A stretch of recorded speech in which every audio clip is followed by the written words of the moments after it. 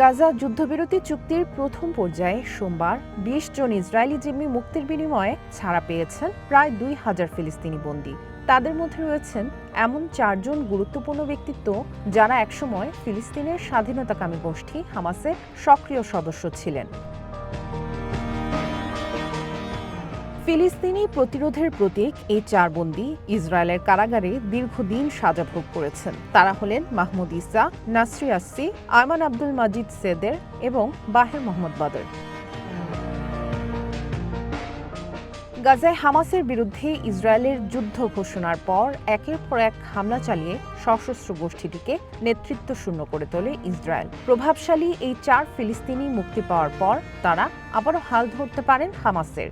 শক্তি হারানো হামাসকে নেতৃত্ব দিয়ে আবারও পুনর্গঠিত করতে পারেন এই ৪ ফিলিস্তিনি।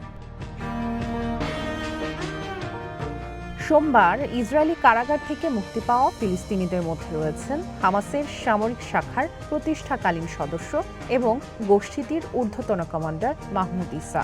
৫৪ বছর বয়সী ইসা সবচেয়ে দীর্ঘ সময় ধরে ইসরায়েলের কারাগারে বন্দী ছিলেন।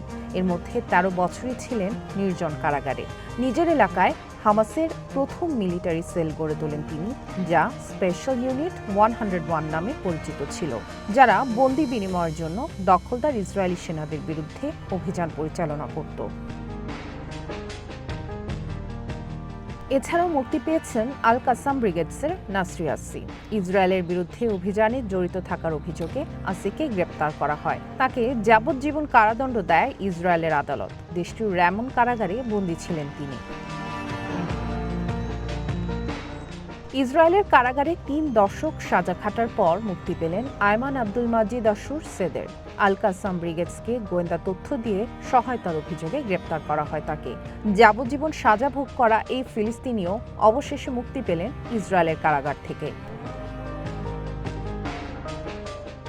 আরেক গুরুত্বপূর্ণ ফিলিস্তিনি বন্দী বাহের মোহাম্মদ বদরও মুক্তি পেয়েছেন ইসরায়েলি কারাগার থেকে। ২১ বছর সাজা খাটেন তিনি।